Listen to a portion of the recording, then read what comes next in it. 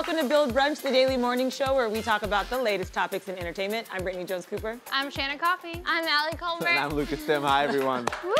Today we're going to talk about the March Vanity Fair cover issue starring Miley Cyrus, Mark Consuelos and Kelly Ripa's crazy marriage, and a New York Times article featuring cocktails in a stranger's kitchen. Plus, author and nutritionist Kimberly Snyder stops by to discuss her new book. But first, live from New York, it's Idris Elba, the actor, is set to host SNL for the first time on March 9th with musical guest Khalid. Woo! Idris. I love him. So, You're like, oh, do you not like him? No, I just was really confused by the cameras. Idris is awesome. I mean, sexiest man alive. It's about time he hosts SNL. Oh my God. I always forget what a Renaissance man he is. That not only is he an actor, of course, that he's also a DJ going to perform at Coachella this year. What the hell? It's not mind-boggling to me, but like I always forget that he does so much. He had a deal with Superdry a couple years ago, and he's like wearing the clothes, and he just looks so cool. Like he really is, I think, in his early 50s. Yeah. But very much read like a 25-year-old guy, and it doesn't seem like put on. Like it seems like a very authentic thing for him, which I love. Like he just like does what he wants and what feels good to him. Totally. Yeah, I would normally be super intimidated of like someone who was like this, but he seems also very approachable and laid back, which I think is super sexy. He's funny. He's funny too, and he's hot, and he's British. Yeah. Wow. Yeah, I think he'll do a good job on SNL. I never sometimes with when more, I guess he's known for more drama. More dramatic. Dramatic actors don't always go well on SNL, but he, like you said, has his personality to him, and like we established, does so much. I think he could kill it. Yeah. Sometimes I think dramatic actors do the best on Really? SNL because they just are committing to being like, most of the times I feel like they have the host play the straight man. Right. Yeah. Right. Typically. So that they could do well in that role. Right. Maybe. But I'm Maybe curious if he's gonna pull out any characters, you know, if he's gonna really like try to do something big. Yeah. I bet he will, because he doesn't seem like someone who takes himself too seriously. And on that topic, he is shooting cats right now. Yes. Cats, which we still do. Does any of us know how they're making the cats? Like, is he in a cat costume? I Is it hope so. CGI? I hope he's it's a house cat? If he's like Black Panther, like full body lycra, you know? I was I don't just think thinking it'll be about that. him as like a house tabby, and he's in a litter box, and he's like, you better scoop this. right. Like, I don't know why. That's a song from Cats. That's how me and my cat are always. Is that a song from Cats? You better better scoop this. You better scoop scoop this. this. Oh, I'll poop on your bed. You better scoop this. I might poop on your head. You know? I know that one. That was really Wow. good. That was beautiful. That was amazing. Yeah, my cat always sings that one. It's always Right. threatening me. Like, I'll scoop. Don't worry, I'll poop scoop. on my head. And his co-star is Taylor Swift, Yes. he said that they get along, and they're both very excited to be in this movie. That is such a weird I know it parent. is. He's just being nice. No, totally. He's a being nice. gentleman, She obviously like- sucks, but like that's such a weird parent. Also because Taylor Swift trying to be sexy. Do you imagine her trying to be a cat? Oh my No, but God, she's do you like not this? trying to be a sexy cat. Oh my God. You know it, right? I'm Like- cringing. Oh, yeah.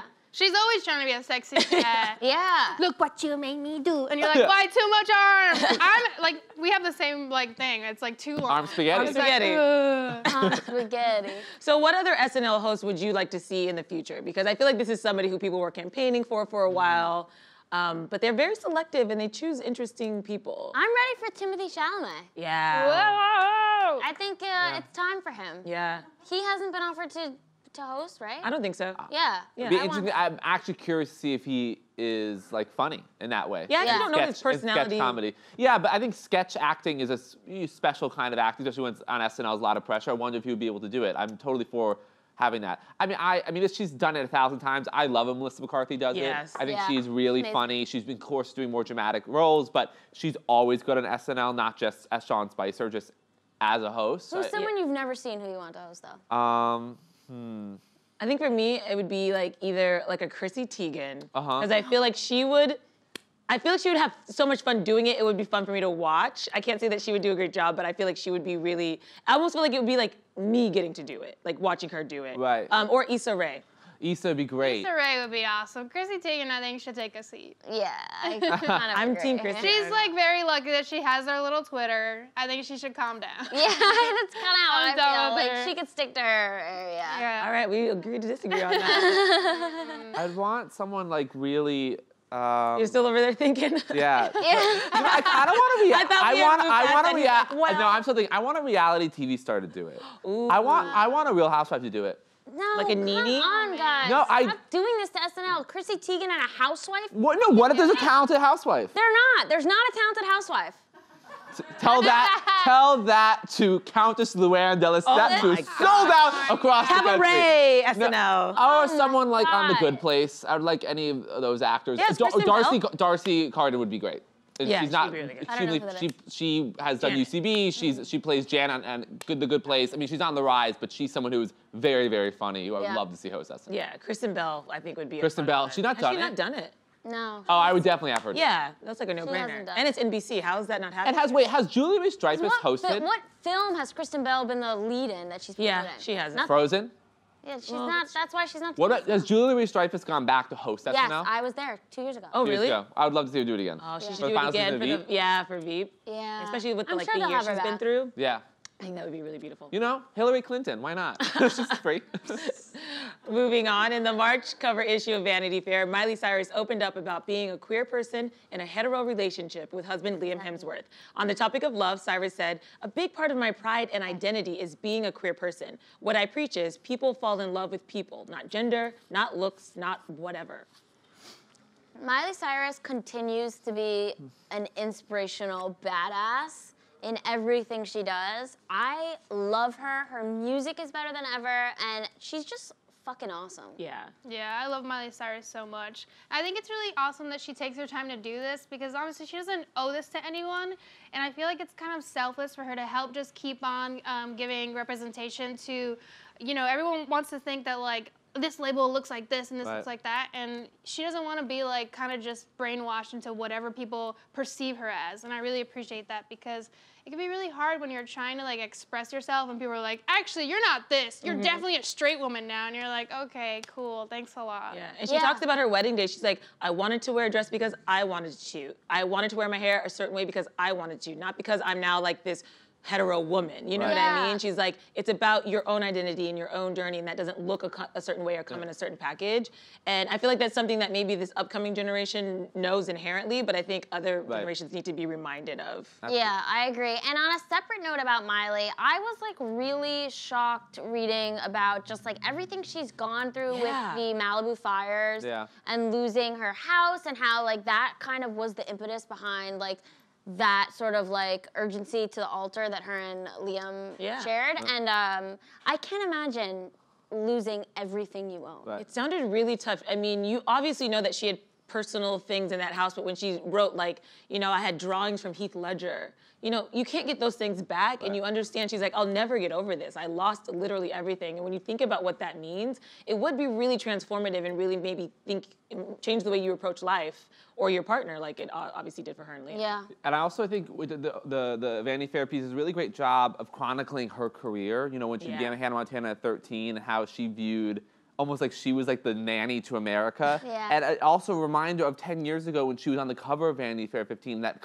how controversial that Annie Leibovitz cover was because she was showing her back or whatever. Yeah. And the amount of pressure we as a society put on Miley Cyrus to be a certain way. And then when she broke out and did Wrecking Ball and the MTV performance, how I just never thought of her in this journey she's been on. It's so cool to see where she is right now. Yeah.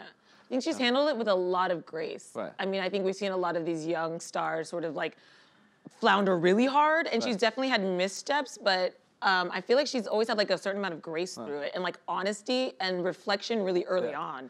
Like she's able to reflect on the past decade, it seems like pretty clearly, which is like an evolved way of thinking. Yeah, I totally feel that. And you just get this sense from her that she's like this pretty self-actualized, mature person.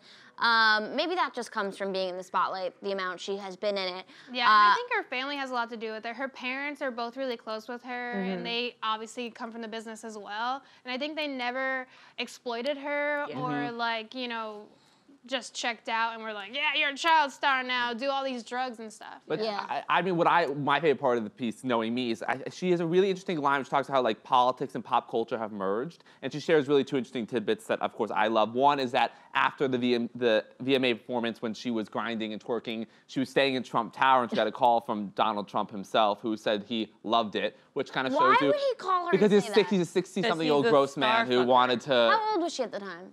Well, she's 18 and he's 65. I think we all know age has never mattered. Yeah, that's not really his. I'm just trying to put it in because that's what matters to him. And then what is wrong with him? He's a star fucker. Right, he just wanted to be famous. Right. And that, Such a you know. little.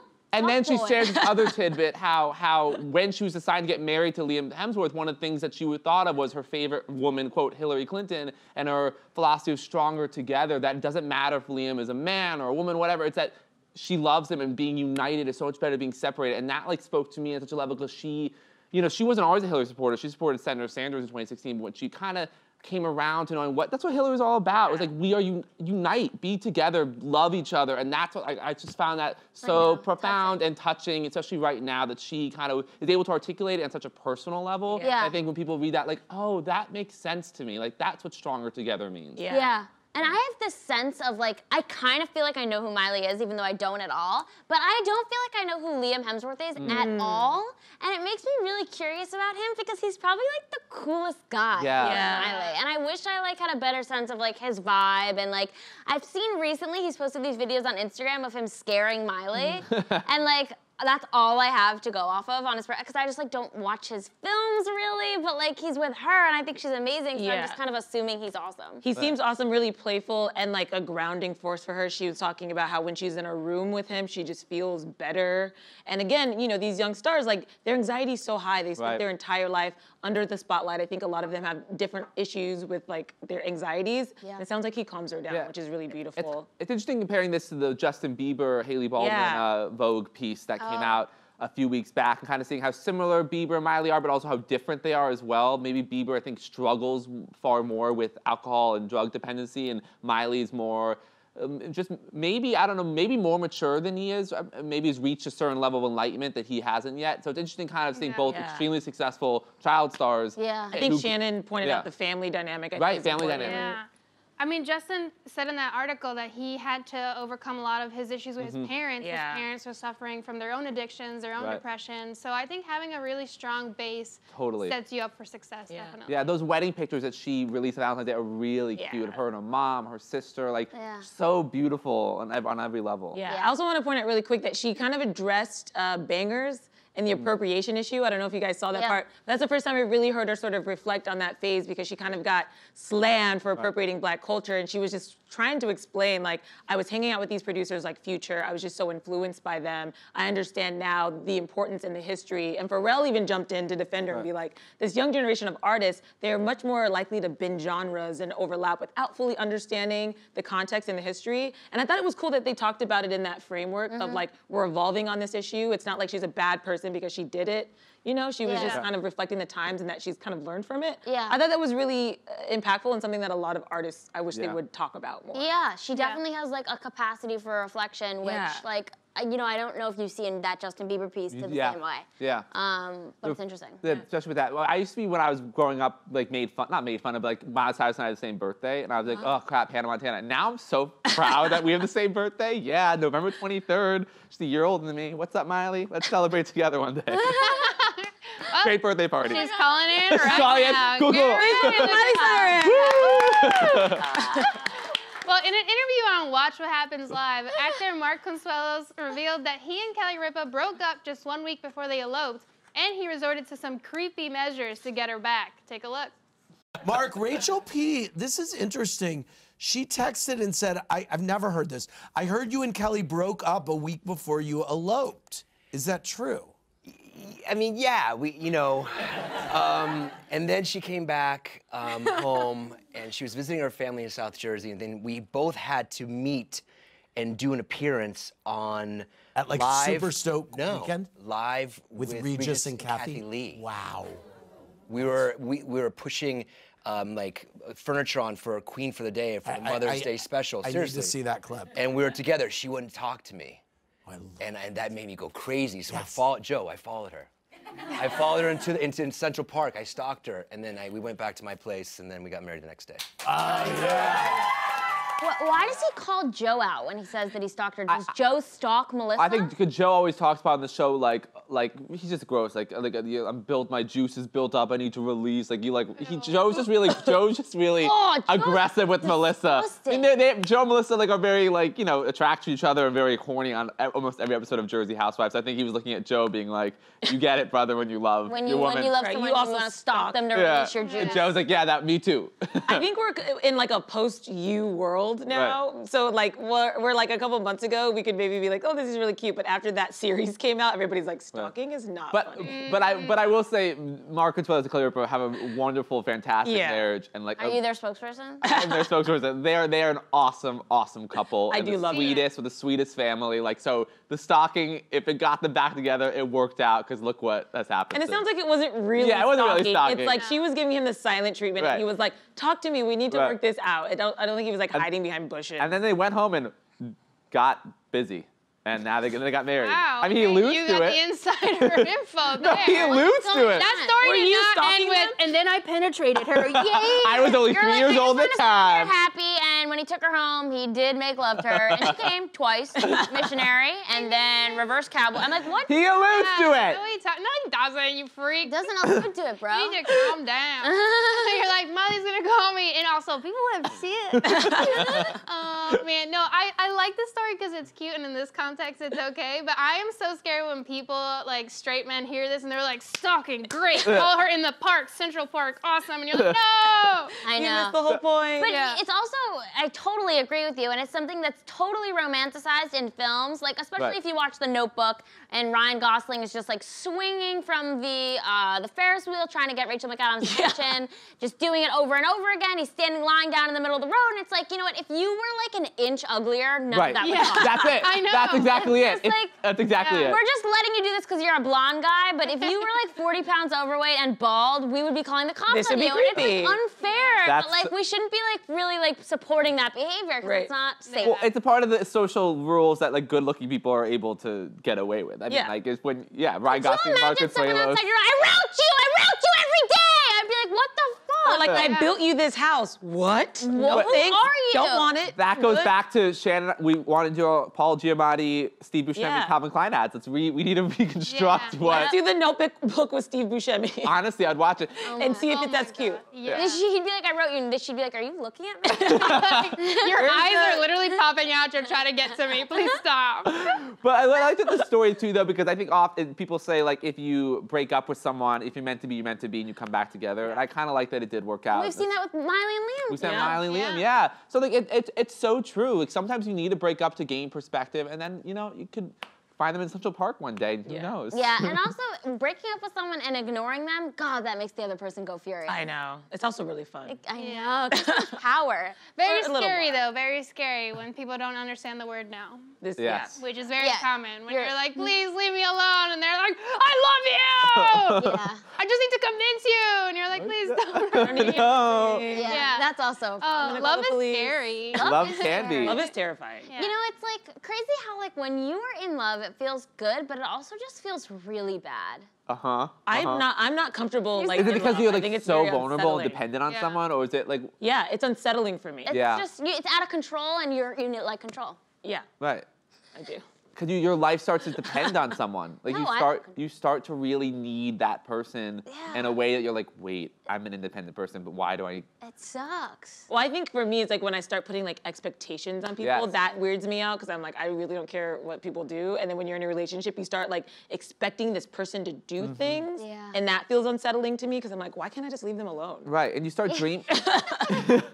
Does that make sense? Yes, it totally makes sense. You're like, why do I care what he's doing? Yeah, why do I care? Why'd I just text hi for no reason just to start a conversation? What? Yeah, who? I have stuff to do. What? It's like the exorcist of love. Right after you were in it, you were spiraling and you send the riskiest text and then you're like, no! I've sent so many texts where I'm a psycho. And I'm I really wish I could take that back. One time I was stressing out trying to shut my phone off before I was sending because I was like, I'm crazy, because I was like looking through their tagged photos, and I was like, just interesting that this happened. And I was like, oh my God, I can be crazy. But even when you can feel yourself being crazy, you can't stop it sometimes. All text should have an unsend. Just WhatsApp has it, Instagram messaging has it, iPhones have to have an unsend. That would help people so much. Well, texting. Even Gmail has it. Right. Yeah. You can unsend a Gmail. Right? In a certain window. Yeah. Texting is just so bad sometimes, I know, especially in it's relationships. It gets so dangerous when you start fighting, when you start sending those messages you can't send back, and then when you send that text that's really vulnerable and they don't respond, you're like, oh no, why didn't they respond to me? And it's like, hard. Oh yeah. It's Really guys, it's like so hard. It is so hard. In other news, an article in the New York Times features the Covert Cocktail Club, a modern speakeasy held in a stranger's Brooklyn apartment where 10 guests per night can pay $80 for cocktails, snacks, and an intimate experience drinking with others. It sounds like you're paying $80 for cocktails, snacks, and a hand job. By the way, they just described that. Right.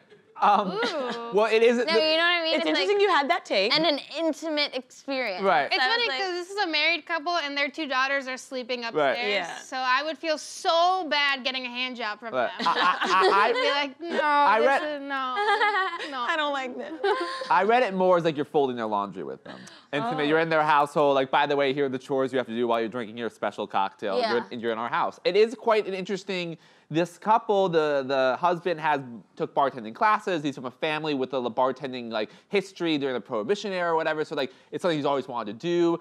I love speakeasies. This is really interesting to me and weird that they just invite people into their home, but they're so sold out weird. until like July. Guys. Yeah. Yeah, I looked up, I was like, yeah, I can't wait to go. And I was like, oh, never mind. Why is it so appealing to people? Wouldn't you just prefer going to a bar? Like, how do they clean up enough and like cater to you enough in a way that the $80 is worth They it? probably have a maid service and stuff coming. Yeah, I would bet that their home is a lot cleaner than a bar. Yeah. Because a bar has like Right. way more people coming in. There's a staff who doesn't really care about the place usually. Here they have personal pride connected to it. I think people like exclusivity and they like something like a really cool experience. I think what we're seeing is people are willing to spend more money for an experience that they can talk about. And with, for instance, like my favorite speakeasies, which are really just more just bougie bars, like Bathtub Gin or 18th Room in Chelsea, were really great where they make like you custom drinks and you just say like, I want something fruity with tequila, and like, I'll make you a drink. I mean, those are basically bars which are just really nice and hard to get into. And I just feel like this couple, I have no idea if they actually make any money, have just tapped into this like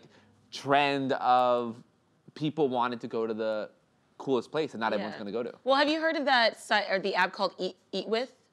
So it's called Eat With, and basically you go on, and it's just like this. You go to like small dinner parties with strangers you don't know. It's usually in somebody's house. Sometimes it's a chef or a burgeoning chef who wants to prepare meals, and it's like small intimate dinners with 10 people that you don't know. So like I think Lucas was saying, I think people love those curated experiences, things that are different, like off the beaten path, and so they're really on trend. My whole thing is, I don't trust anybody. Yeah. So like, you are not coming up in my house with my kids upstairs. Like, I don't understand that part. Yeah, that. Right. Like, good on you for being risky with your children's lives, but like, I am so uncomfortable with the idea of that. Well, and how many nights a week do they do this? Like 5 nights a week? No, it's like they don't do Monday, Tuesday, Sunday. So every other day. Couple Okay, so 4 nights a week, Yeah. $80 a person, 10 people a night, $800. That's $3,200 a week. Right.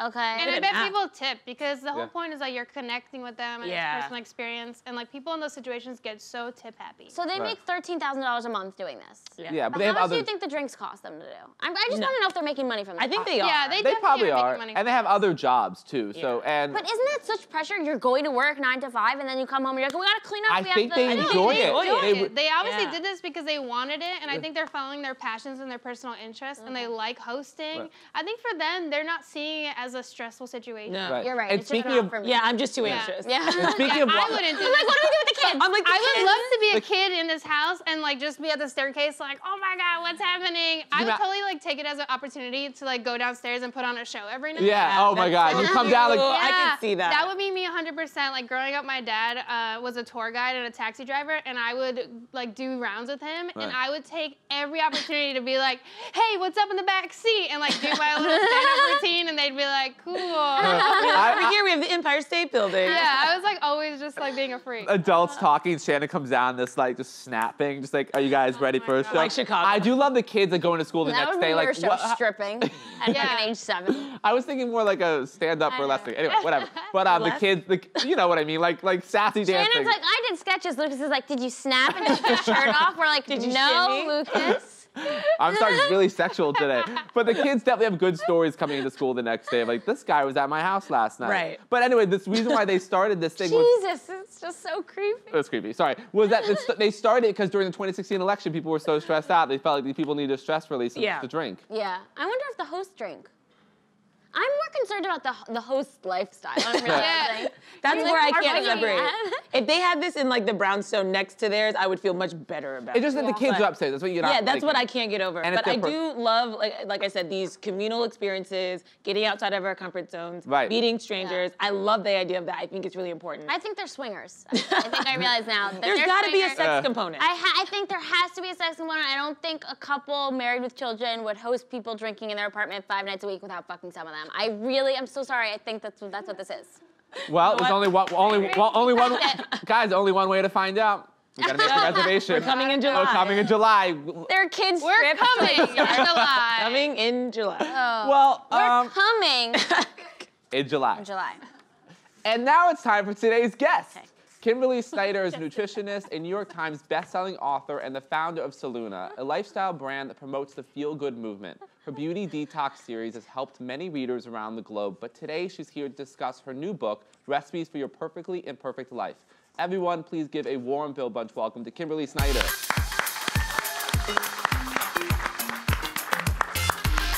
Hi. Thanks for coming on. Thank you. I'm so excited. Hi. Hey, Allie. Look at this thing. Hi. Hello. Hey, thanks for being here. Hello. Oh, thank you. Hi. Well, Kimberly, thank you so much for being here. Really excited to talk to you. Me. Tell us about your book, Recipes for a Perfectly Imperfect Life. Love that title, because I think it sums up a lot of people's lives perfectly. Exactly. What was the inspiration behind it? So first of all, the inspiration is to help people feel good, which sounds really basic, but I think wellness has become really trendy, but people are more confused than ever. There's so much anxiety, there's so much depression. People are really disconnected from their bodies. So I think something as simple as helping people reconnect is really important. And what I found with my clients is when we feel good, we tend to look good as well. We tend to be more in touch with when we're actually hungry, what foods serve us, what decisions to make, there's more clarity. And of course, the title, Perfectly Imperfect, I think there's so much rigidity and so much energy spent in trying to keep up this image of perfection, which, as you guys know, is totally fake. It's a myth. We can filter as much as we want on Instagram, but if we're just putting all that energy in how it looks and we feel like S-H-I-T on the inside. You can say if you want to. Okay, then we feel like shit on the inside, then it doesn't, like, what's the point of any of it? Absolutely. Right. And what I really love about this book, that, like you just said, it's not just recipes, but it's like tips on how to live a fulfilling life. Yes. Why did you choose to also include that? So I think it's really important that we look at things in a holistic way. That's how we get the best results. And I've just found, and the research shows, that our mental and emotional health, the way we're dealing with stress, has an impact on our bodies. I think the pathway into taking care of ourselves is often food, because we can see it and we can hold it. But there's research in this book showing how the thoughts we're thinking, holding on to guilt, shame, resentment, actually manifests in bloating, inflammation in the body. It makes it harder to lose weight. So the ways we're dealing with stress, the way that we are taking care of ourselves all around has a huge impact on our health. Right, and I've heard that, like, when you shame yourself with the food you eat, it makes everything worse. And That's right. And in the book, you talk about going beyond labels and self-judgment, which I love. Yes. What are some tips that you could share with us right now that we can do that? So one of the biggest things I want to share with you guys is changing from the word or to and. These two little words. So think about it. We live in a world of labels. I'm either pretty or I'm ugly. I'm fat or I'm skinny. I'm a success or I'm a failure. And when we think of and, that's the holism. I am a healthy person, and sometimes I get drunk with my friends and have a bunch of margaritas. That's me, girl. That's me. I am a good mom, and sometimes I'm impatient. So when we start to relax into this idea that we're all everything at once, then I think it relaxes how we feel. Again, our bodies open up, and that's all this research, all the tips and tools are paired with these foods that help drop you into the body. And that kind of hits my next question, which is, do you think that's this judgment, this oring that people do, is like, what the pitfalls people fall into trying to live that perfect life. Yeah, exactly. I think it's unachievable. We can try to be more perfect on the outside. We can try to keep losing weight, keep looking better, have a better job, and it's endless. Right. So when we are more relaxed with ourselves, the perfect and imperfect, we all know the imperfections, all the stuff out here, but there is this perfect part of us, this fact that we're just alive and we exist. And so when we're more connected with our true self deep down, then we can still go out and achieve and run around, but we don't take it as seriously. Our self-esteem doesn't tank if we get a zit or we gain 10 pounds over the holidays. So it's about living this life of holism and just a much more relaxed approach. I'm feeling like very inspired right now. I love it. I'm really good. I'm like in my head anding. I'm like, yeah, I'm skinny and I'm fat. So what? The or and thing just changed my life. Like that is like completely. I'm telling you guys, when you look at it that way, and I've seen with clients time and time again, when we have a more relaxed approach, people do lose weight easier. Their skin opens up, your digestion improves. Your adrenal, your nervous system is so tied to our thoughts. So if you're like, oh my God, did I follow this? Eating according to an app or a chart or this tiny portion size, oh, I messed up. Your body holds on more. So when we relax a bit more, ironically, you get better results. Oh, that's so true. It's like we all like, woo. I can button my pants. It's like, you know, you guys just relax your shoulders. That's what happens on the inside of your body. Literally, your liver, your GI tract, everything just relaxes and lets go easier. And then it's a much more peaceful way to live. Everything just works better. I can't wait for tonight on my dinner. I'm anding. I worked out and I'm drinking. Oh, your poor liver. I know. And you have over 100 plant-based recipes in this book. Could you tell us some of your favorites? Yeah, so again, back to this idea of perfectly imperfect. I became a new mom since writing this book. Oh, so good job. I have a little boy, 2.5. So I think it's about accessibility, making it easy. I'm a big fan of throwing things together, one-pot meals. One of my favorite recipes is called the chickpea stew with pistachio pesto. So you never think of putting pesto in a soup or a stew, but it's actually really delicious, keeps it new. We're all so busy. I mean, you guys probably don't even cook in New York. I used to live here. But if you are gonna cook, make it easy, make it fun, make it taste delicious, for sure. And there's lots of desserts too, which is really exciting for me. I have a sweet tooth and gluten. You have a gluten-free blondie brownie that looks amazing that I want to try because gluten always kills me. It ruins me. But I want those sweets. That's it. So again, back to our and. I'm healthy and I also eat dessert almost every day. But it's gluten-free, it's dairy-free. You can upgrade, but you can still have sweets. So all the recipes, everything is actually gluten-free. It's super easy. Baking with coconut oil, which helps to boost your metabolism. It doesn't get rancid at high temperatures, so it's better for your skin. But all these recipes are just as good, I would say just as good as regular brownies, but really great for you as well. Ooh, sounds good. And more than an author, you are also a nutritionist. And what first drew you to sort of health and nutrition and that lifestyle? So it was healing myself. I had a lot of acne. I gained a lot of weight. I had a huge party phase in college. I was super bloated. I had a lot of digestive issues. And so I was really interested in learning about how to heal myself. And literally, I think you are drawn to what you want to teach yourself. So all my books are really about what I'm learning in myself. And this book is so, I think, the best. It's the most personal, the most clear, the most from my heart, the most about finding our real value. And again, feeling good. After 5 books, it's not just out here. It's this side too. Yeah, and speaking of feeling good, you have a podcast, the Feel Good Podcast. Yes. So tell us a little about that. So I love having the podcast because I get to have amazing conversations, and it's all different aspects of wellness and empowerment for women and men. So it's super, it's great. I get to talk about all the different things I'm interested in. That's great. So you've got the book, the podcast, and then you also have a lifestyle brand called Soluna. Yes. First, what does that Soluna mean? Oh yeah, I love you. I'm glad you asked. Yeah. So Soluna means the sun and the moon. Okay. So back to this idea, it's the light and the dark. It's all cycles of life. So the brand, we have things you use at night. We have amazing non-toxic skincare. We have supplements. We have something called the Feel Good Circle. Sounds really nice, right? It's a virtual online circle with journaling where we go into deep emotional, spiritual, emotional topics, and there's a private Facebook group. So we really want to offer something that's for your body, but also for your mind and for community. It's a very community-based brand. Yeah, and you guys have a juice bar at the Ritz-Carlton as well, right? It's at the Four Four Seasons. Seasons. Oh, no, don't let that. Yeah. No, it's at the Four Seasons. Which is the best hotel in Beverly Hills. That is the best hotel. So when you come, you have to come visit. We have oh my God, organic juices and smoothies right in the lobby. So what's the next challenge for you then? Well, besides running around as a mom, I just, I think I've just grown so much within myself, sharing. I want to get this message out. I'm very focused on the book. Like I said, I think this is really the message that's needed the most right now. Yeah. So I'm just focusing on that, and we'll see how things keep unfolding. Yeah. Well, I feel like whatever you're like telling us, we're going to listen. Yeah. I love it. I'm feeling very positive and inspired right now. I love it. I'm not one to exaggerate, but you changed our lives. And we're in debt to Oh you my forever. God. I literally saw everybody's shoulders drop. And everybody took a collective sigh. It was amazing. And well, Kimberly, thank you so much for joining us. Thank you so much for having me. It's been amazing. Everyone, make sure to pick up a copy of Recipes for the Perfectly Imperfect Life wherever books are sold. That's all from us. We'll see you on Monday, same time, same table. Bye, everyone. Woo!